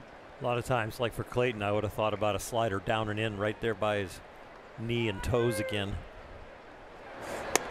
Gets him swinging with a fastball, and Cain looks plenty uncomfortable in doing it. Yeah, the only thing worse than sitting 0-2 against Kershaw is sitting 0-2 against Kershaw after drilling a ball off your kneecap. His 10th strikeout in 67 pitches. That's absolutely amazing. Not the 10 strikeouts, which is absolutely amazing, the 58th time in his career, but to do it in 67 pitches. Eric Hosmer, the only guy that's been able to figure him out today. That's upstairs, ball one. Singled his first time. That extended his hitting streak to 15 games, and then hit a 2-run homer. And another base hit for Hosmer. Taylor's over to cut it off, and he holds Hosmer to a long single. One of the stories that gets lost in the shuffle in this first half with all the amazing moments has been the development of Chris Taylor as an outfielder. The route, but really the speed right here. This isn't about a route tracking down a fly ball. This is about getting to it, turning the corner like an infielder does when you charge it coming across the field from the left side, getting that angle for the throw. So he's able to take that kind of C route to get himself squared up with second base and get it in quickly. Royals have 5 hits today. Hosmer has 3 of them. Kansas City with a tying run at the plate. Bonifacio takes a ball.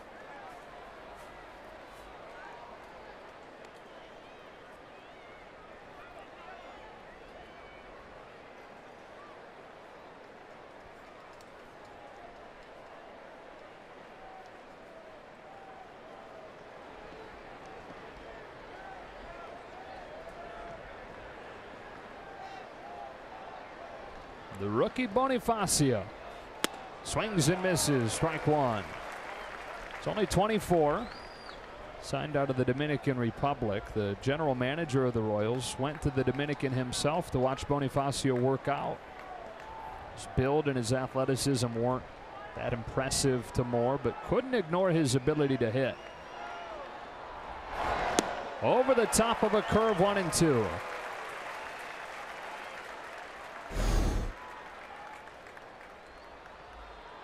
Clayton's curveball is really big, and it's even sharper when it's down there for a ball. If you're a hitter and you pick on one that's going to end up a ball, you're going to have a tough time getting the bat on it.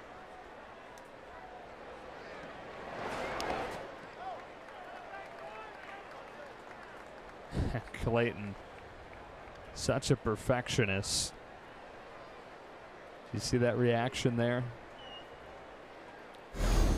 He wants every single pitch.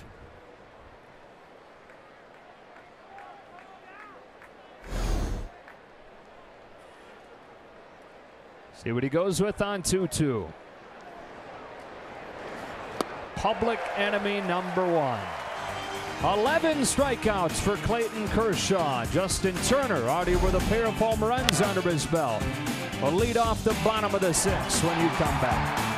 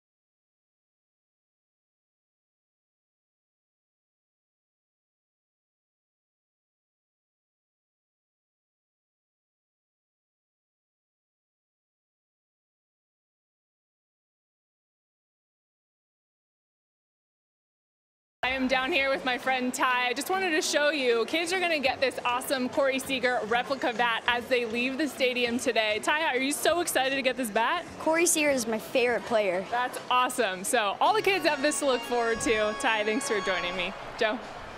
Thank you, Kelly. Thank you, Ty. Here's Justin Turner, who's homered twice in his first two times up there today. Corey Seager getting the day off today. Fly to Miami afterwards.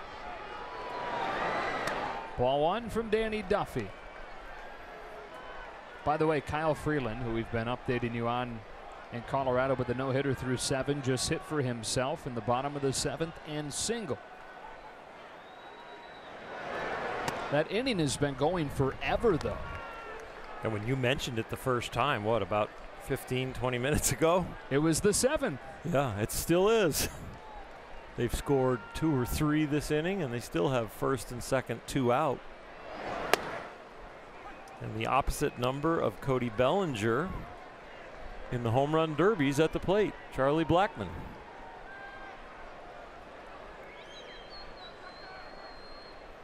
Duffy coming inside with a 2-1.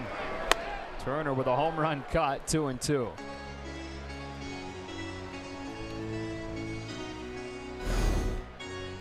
Seager with the day off today, but he had 3 in one game. Justin trying to tie it up with that swing.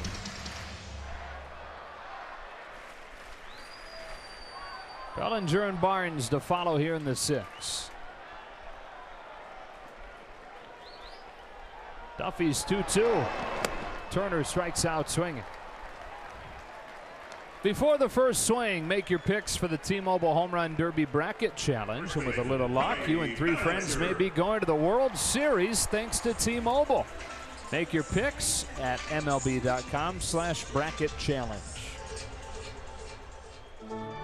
Bellinger against Blackman in the first round of the Derby, like you mentioned, on Monday.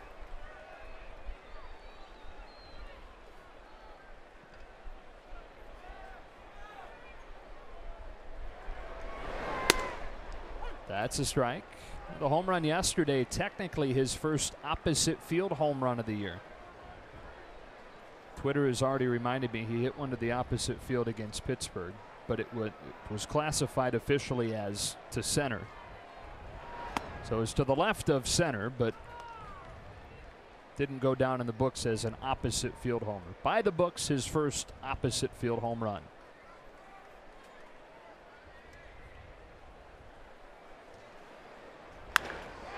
Lined short and caught by Escobar, and boy, there's enough data on Bellinger now where they can position him that well.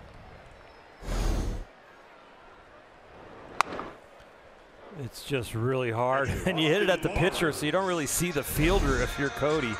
And all of a sudden the pitcher ducks because you almost take his head off, and there's the shortstop waiting for the line drive.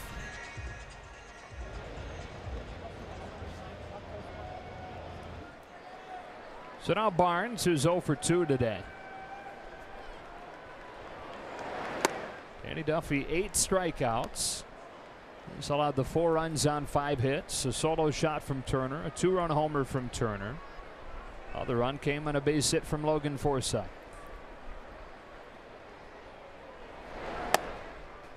Strike 1.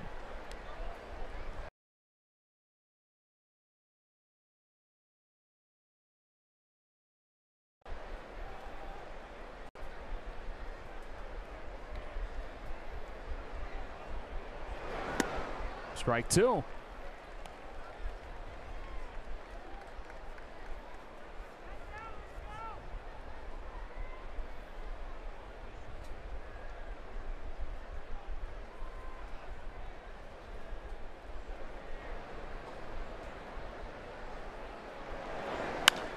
High fly ball to left that sends Soler back. Austin Barnes, a solo home run.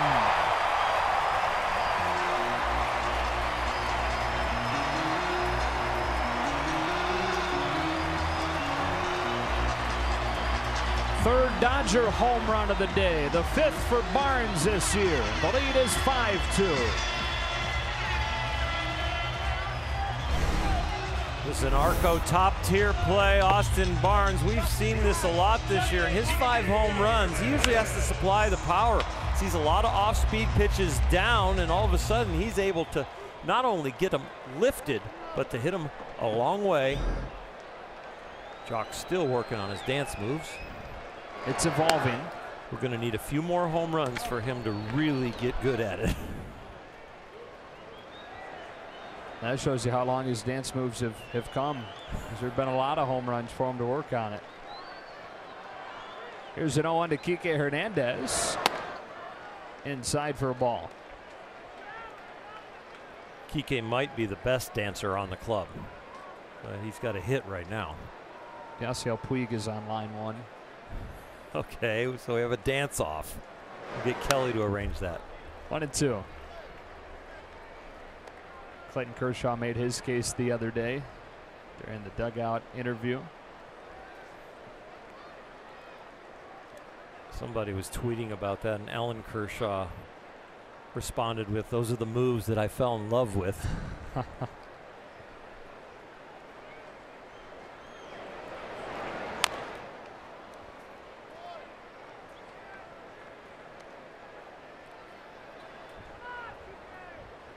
Hernandez singled his last time under the glove of Escobar at short. It was 1 for his previous 20.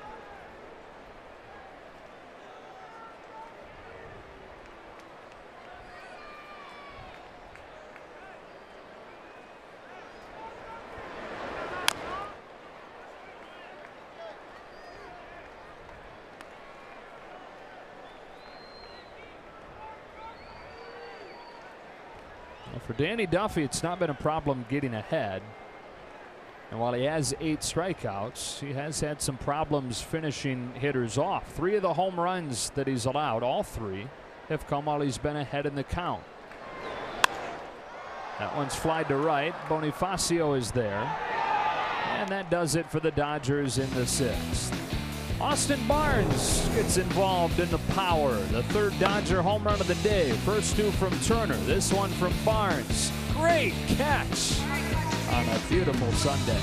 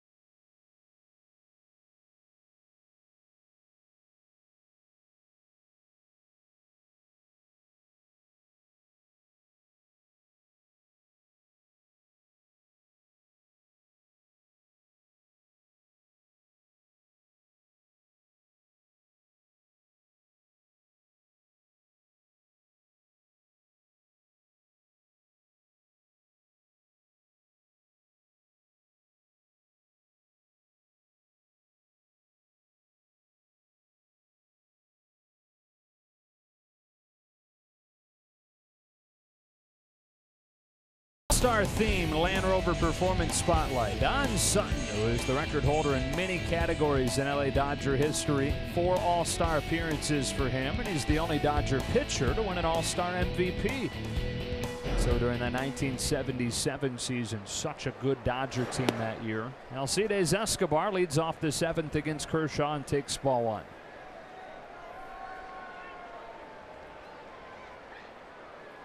$11 Ks for Clayton through the first 6. 1 ball and 1 strike.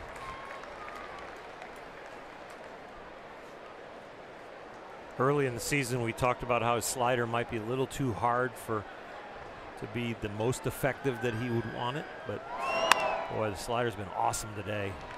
Easy play at short for Hernandez, and a wide throw is stabbed by Bellinger for out number 1.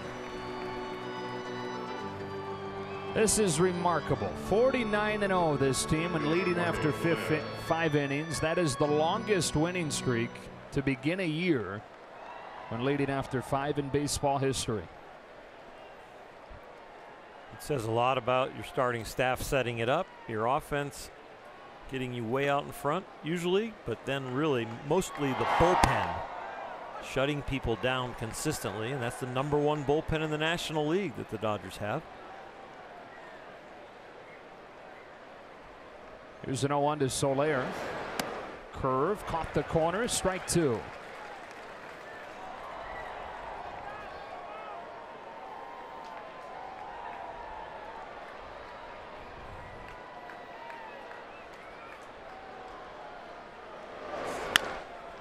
Dug that one off of the plate. Turner's glove was waiting at 3rd. This time a low throw. Bellinger has that one too. 2 gone.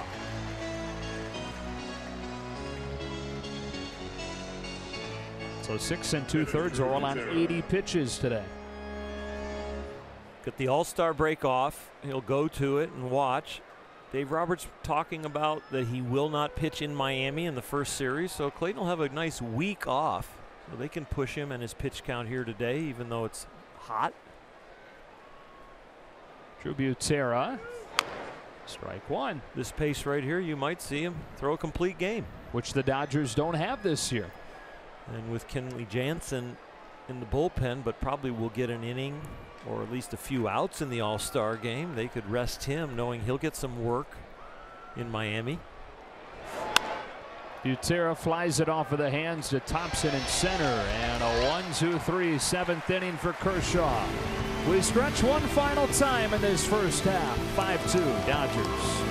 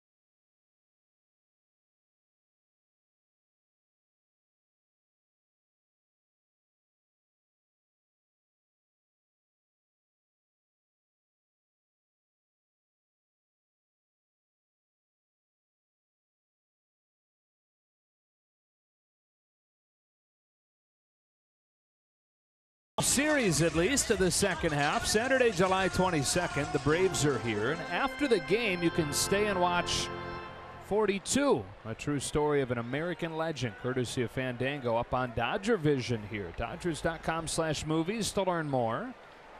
Here in a season where they erected the Jackie Robinson statue. Danny Duffy misses with ball one to Puig, and off we go in the seventh.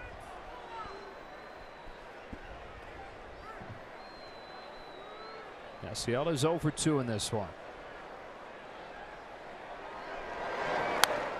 A pop-up foul. 1 ball and 1 strike. Danny Duffy, 28-year-old, pitching at Dodger Stadium where he grew up coming to games. He had only allowed 4 home runs over his first 12 starts, and the Dodgers have gotten him for 3 today alone. 2 from Turner, 1 from Barnes. Now Puig lifts a fly ball to the left field corner. Soler runs it down and then crashes into the wall. Really good athlete out there in left, and Jorge Soler, 1 out. Showing off his range right here. Earlier in the game showed off his arm and how strong that is, and not the easiest of plays, but he makes it look pretty easy. The stumble at the end, just make sure you don't get hurt by the wall.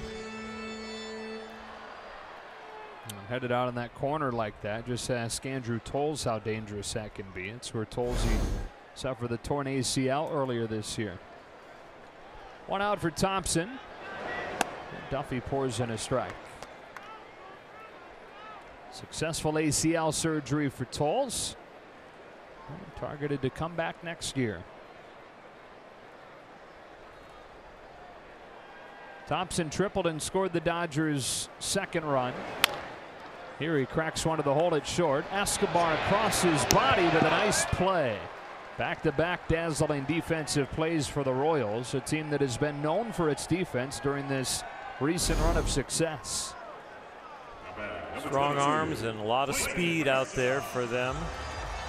Pitching and defense, and a very, very strong bullpen is what got them their world championship. 14 and 15, back-to-back pennants for them. That world championship you mentioned came in 2015. Before injuries ravaged last season, and they missed the playoffs, finishing right at 500. 100th pitch of the day for Duffy is a strike on Kershaw.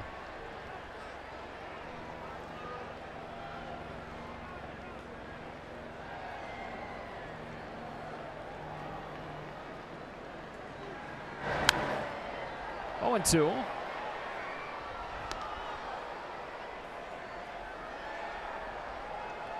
Kershaw with a pitch count where it is right now. Good chance to pitch the first complete game of the year for the Dodgers.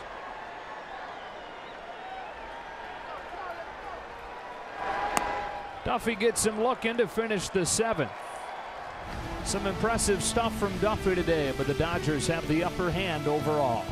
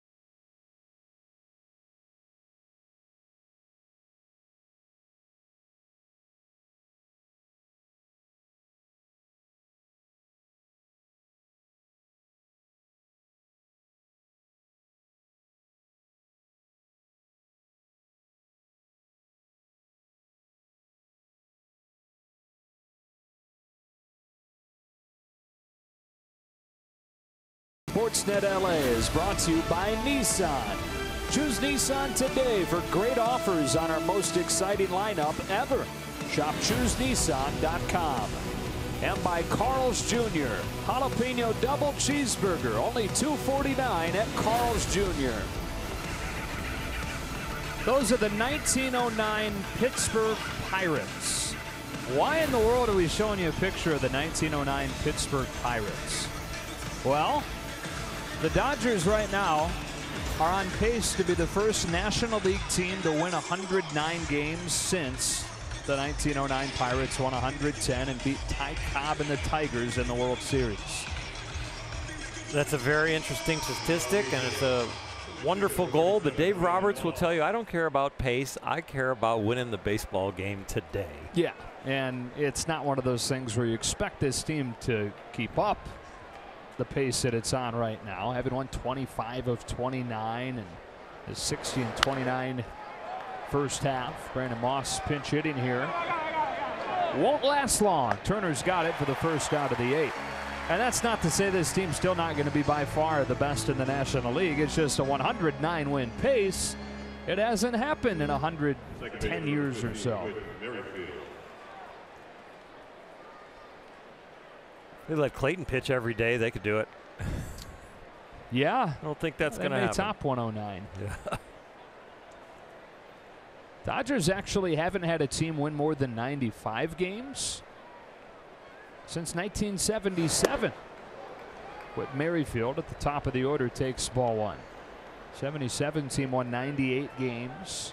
We showed earlier Don Sutton winning the All-Star Game MVP. That was that year. Ball on a strike. Clayton's last 12 starts, the Dodgers are 9-0, and he has ERAs a tick under 2. So here today, only those 2 runs and another stellar outing. About to go 10-0 in his last 13 starts. 1-2.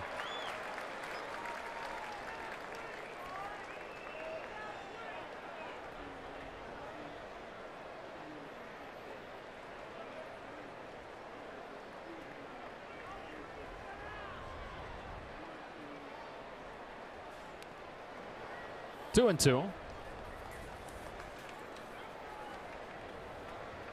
By the way, Kyle Freeland has finished off 8 no-hit innings for Colorado now on 115 pitches.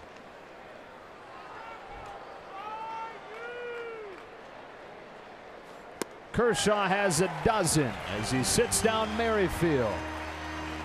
Tomorrow, Spectrum Sportsnet is live from Las Vegas for the NBA Summer League Tournament. Lonzo Ball and the Lakers close out the prelims against the Kings with coverage starting at 7. And then the Lakers and the Kings at 7:30 on Spectrum Sportsnet. So a 12 strikeout finish to the first half for Clayton Kershaw, and still plenty of bullets left. Torres bounces back to him. 89 pitches to get Clayton Kershaw through 8, and he will most definitely have a chance to throw the first Dodger complete game of 2017.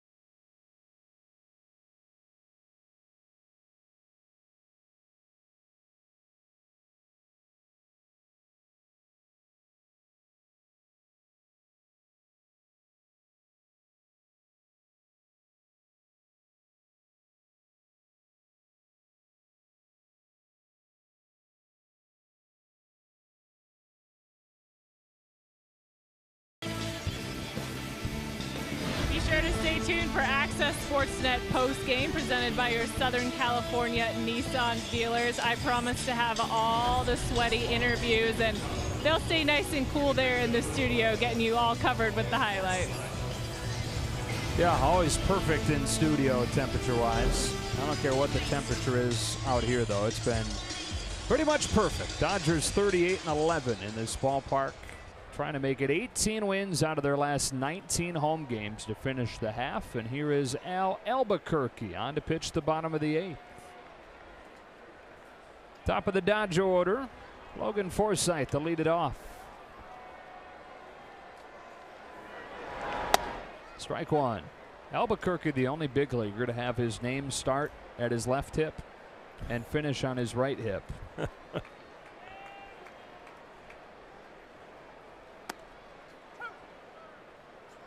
It's a bit of an exaggeration, but that thing, it's a half circle around the number. When I came through the Dodger organization, Albuquerque was our AAA affiliate. Spent 2 years there.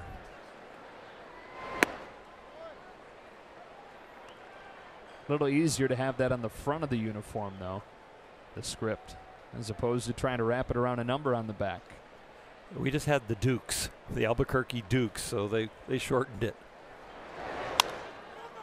Cued off the end of the bat, and at first Hosmer will flip it to him. 1 out.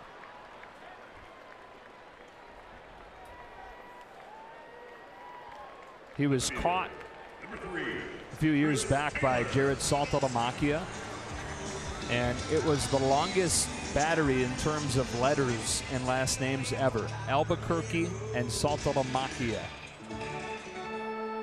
So there's your take-home fact of the day that you will never use. 1 out, base is empty. Chris Taylor.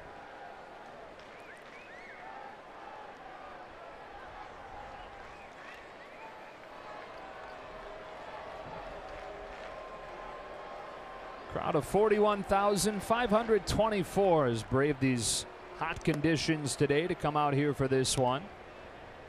And why not? Because you never know what this team's going to do for you.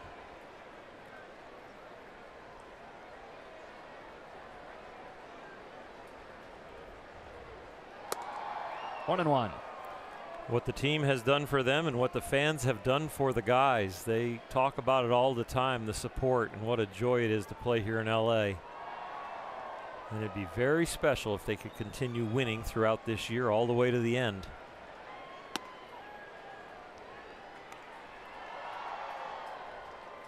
We're talking about pace. It's just a fun thing to look at. You're not actually projecting this team to win 109 games. That's swatted to right and caught by Bonifacio. But I think at this point, it may be safe to expect this team to win 100. Sitting at 60 wins, looking at 61 before the break. There have only been two 100-win teams in Los Angeles Dodger history. 1974, 1962. Both those teams won 102. The franchise record is 105. That was in 1953 in Brooklyn. So if they continue to play anywhere near the pace they have, it'll be some fun down the stretch in September, trying to knock off some of those records. Here's Turner. 2 home runs today. Strike one. A win today and then just play 500 in the second half, they're going to win 87. So this is the, what, 90th game? Yeah. Fly to right. Bonifacio started back, now catches it. Let's go to the 9th. Clayton Kershaw try to work the first complete game of the year.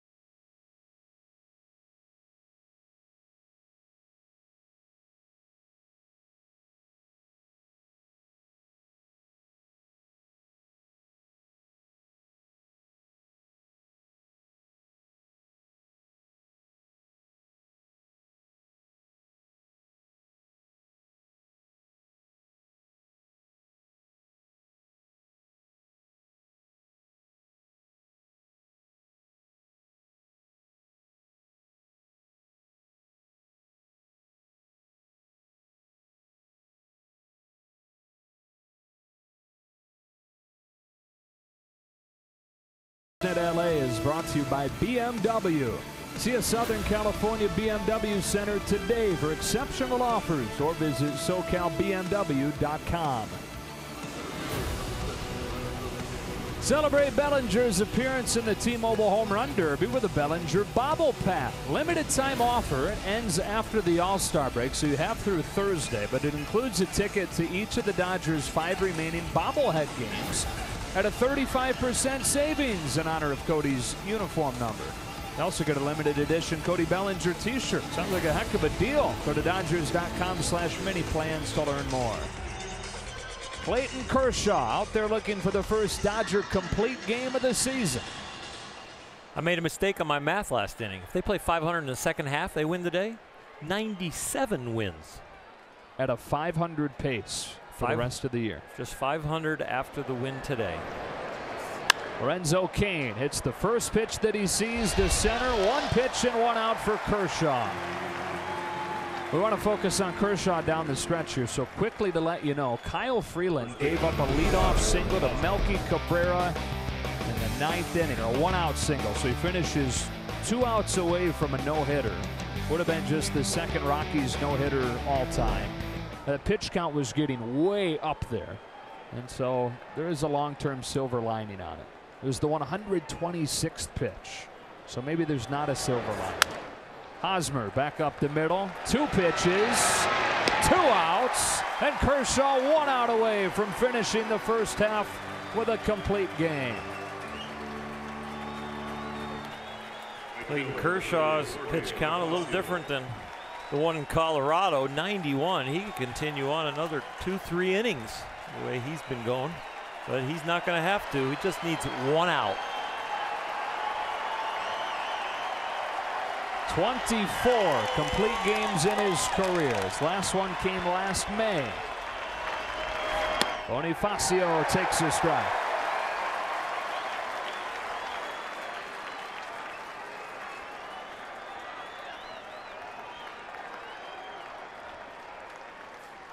Breaking ball pulled to third, off the bag and into left.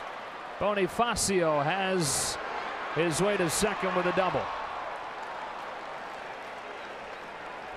So literally the third base bag, all that stood between Kershaw and a 4-pitch ninth. Justin Turner probably could have covered this ball if it doesn't hit the bag, but hitting the bag, there is no chance for anyone, including Kareem Abdul-Jabbar or Magic Johnson.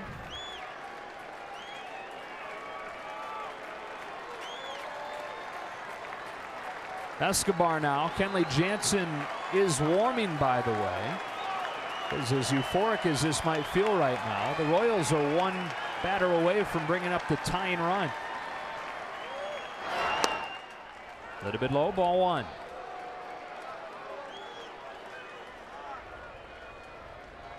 And the all-star catcher, Salvador Perez, in the on-deck circle. Really quickly, this could get really interesting. Here's the 1-0. Strike 1.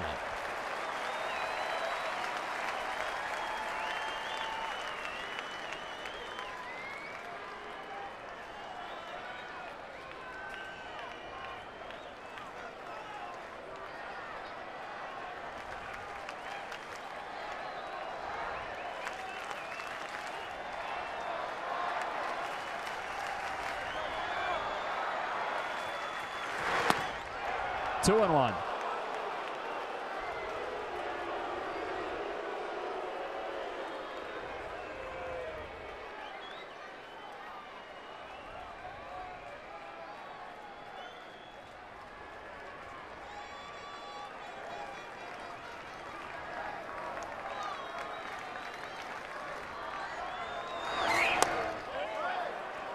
It goes to 3 balls and a strike on Escobar. The pitch count now nearing 100. Dave Roberts is going to have a decision to make if Kershaw can't finish Escobar off. First 3-ball count of the afternoon. And Kershaw readies for this 3-1. That's strike 2.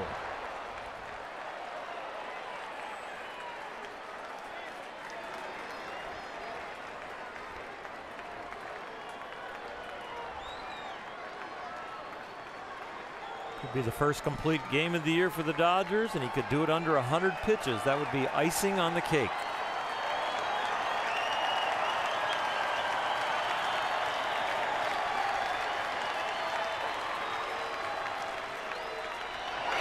He got him. That's how this first half, this memorable first half, comes to a close.